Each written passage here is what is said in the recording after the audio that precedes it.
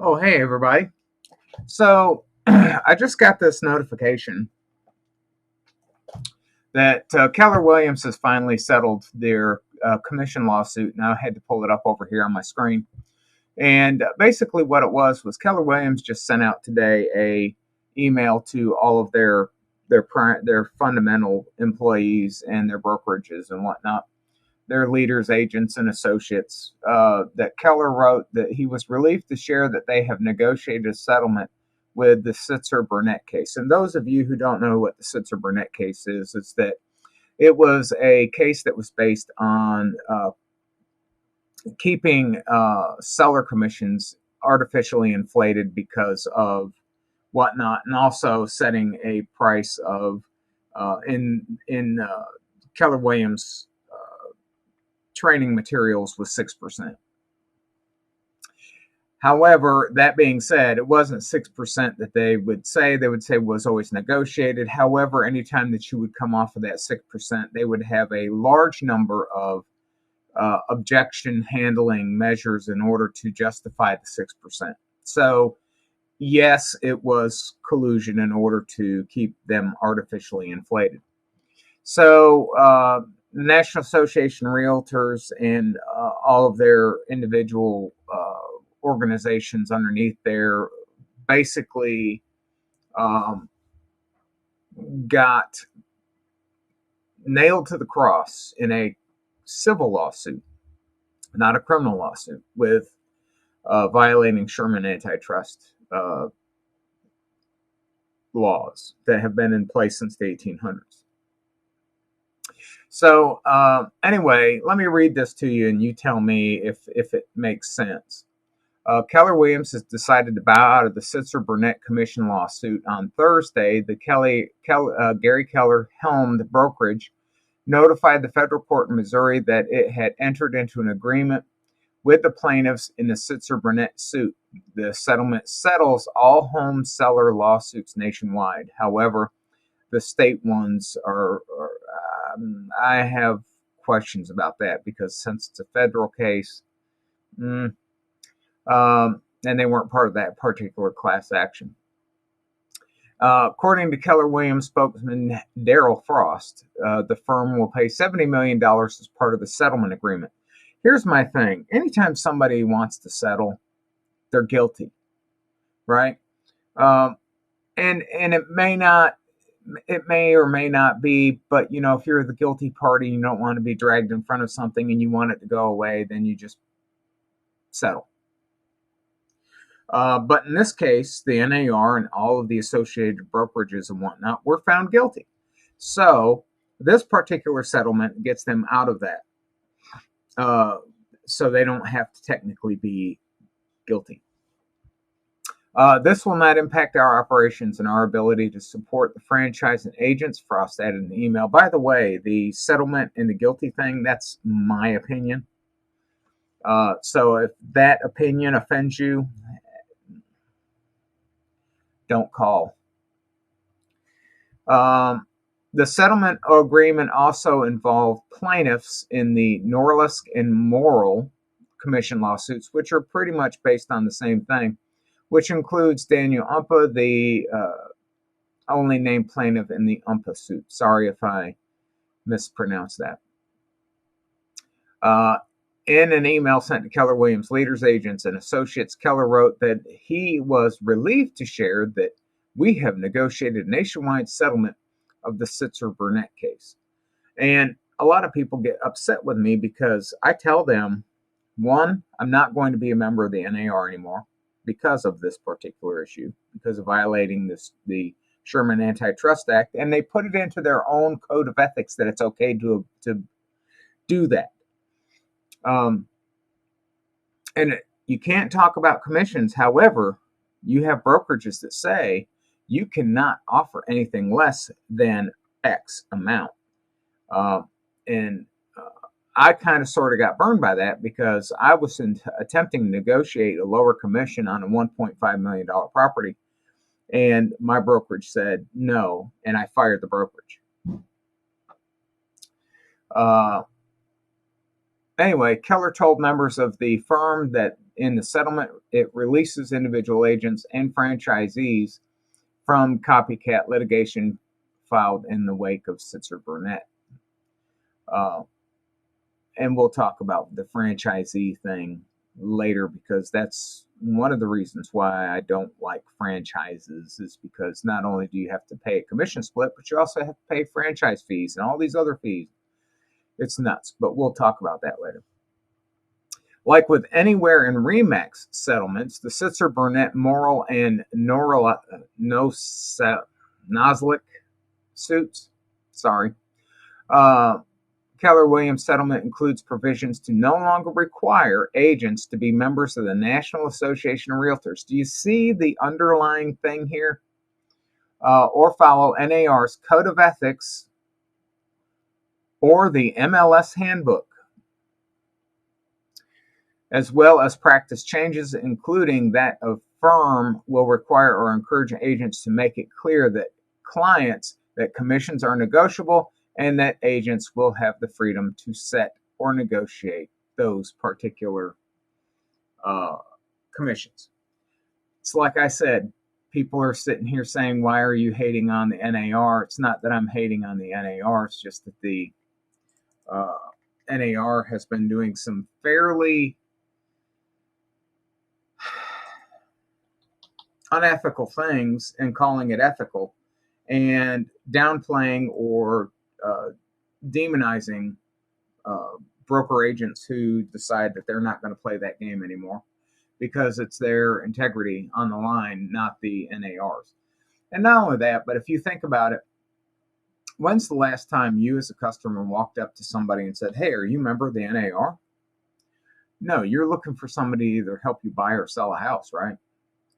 So that's what it comes down to, is that, you know, a lot of people are like, well, you are a member of the NAR, so you should have a higher ethical standard, when there's plenty of people who are not members of the NAR that had higher ethical standards.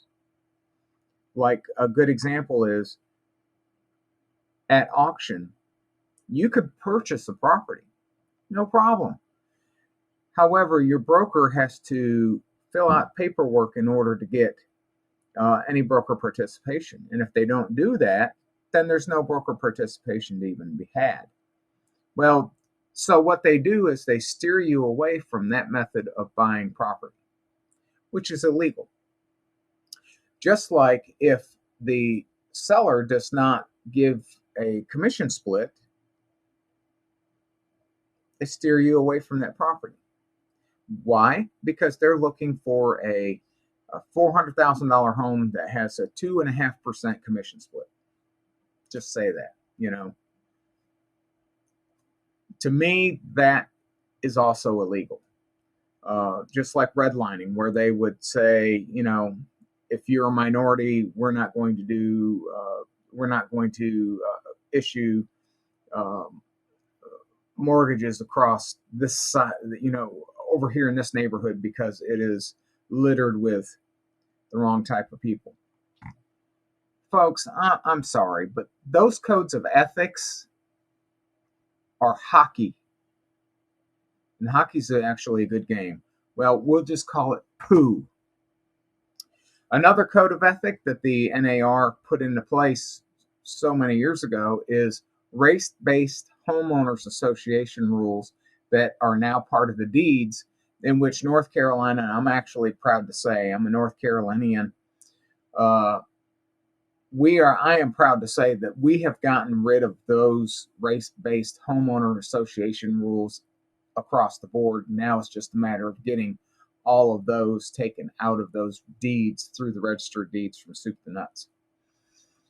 So it's important to realize that you have people like me who have a standard that's up here, and then the NAR is down here, right?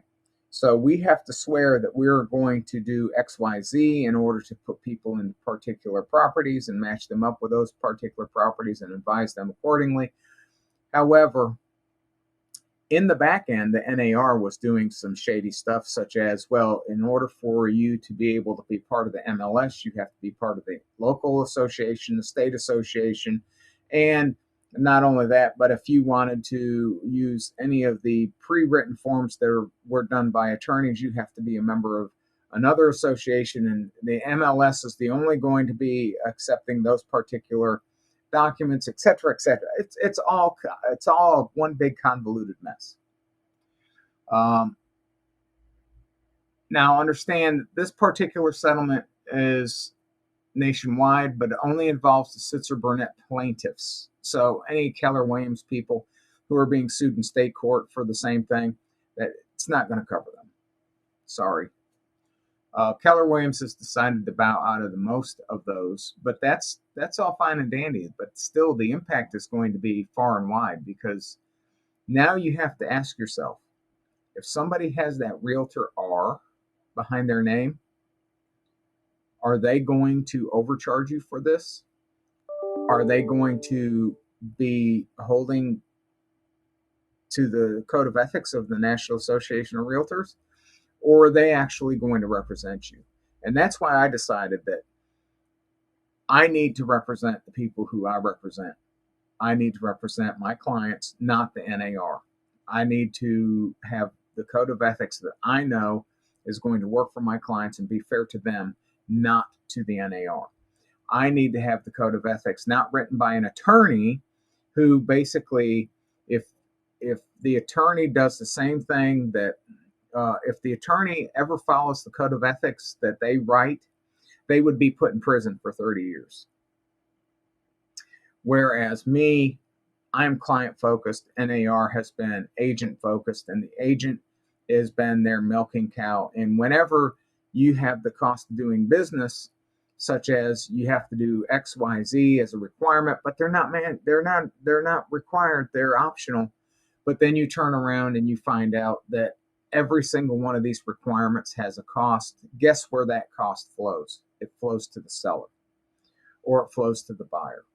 And the cost of doing business gets put on the back of both the sellers and the buyers on a regular basis. That's why I just said, that's not representing my clients at all. It's basically making them a cash cow for everything that the NAR requires. So, let's see. Is there anything else here? According to Keller's email, the firm decided to enter into settlement due to the speculation and uncertainty across the industry in the wake of the jury verdict in the suit. We had full confidence in the strength of our appeal, but we also knew that the appellate process would be long and unpredictable. And through the appellate process, they can't bring in any new how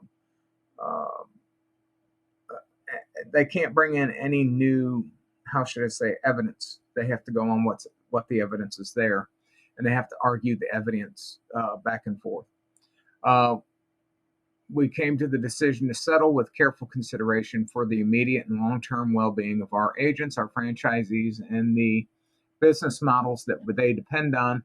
And it was a decision to bring stability, relief, and freedom to us all, and focus on the mission with unparalleled joy, I guess, because I lost my place. Unparalleled value in the ever-evolving real estate market. That's why when I represent you, I represent you. If it's a dual agency agreement, I represent both of you. And what you tell me, I tell the other person, and what the other person says, I tell you. The thing about it is if we follow the NAR code of ethics, I can't tell either one of you anything. That does not help you in negotiation. That works against you. Not only that, but if you take a look at what this entire thing encased,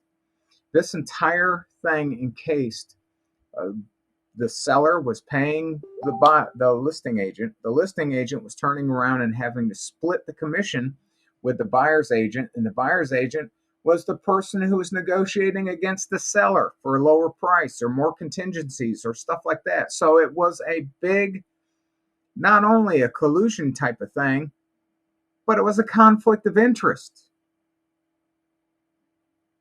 So, that being said, on Halloween, the court duly noted, duly and properly stated that it was a violation of the Sherman Antitrust Act, and here we are today.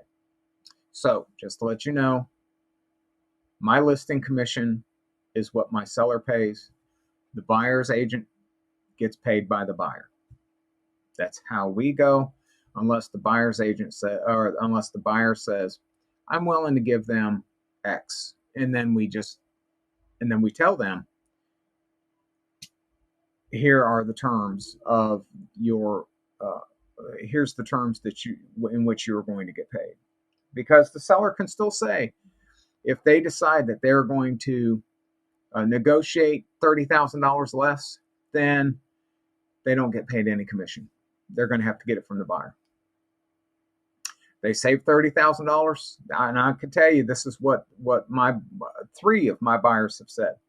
If they're going to negotiate a lower price, that means that they've saved all that money. That means that the buyer can pay their buyer's agent.